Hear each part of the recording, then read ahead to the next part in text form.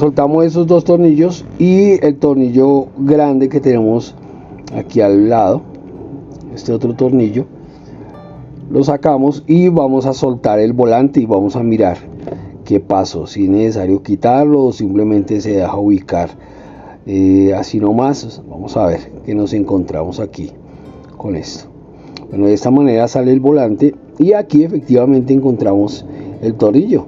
Este, mire, ya tenía el roce del desgaste que tenía con el roce del volante.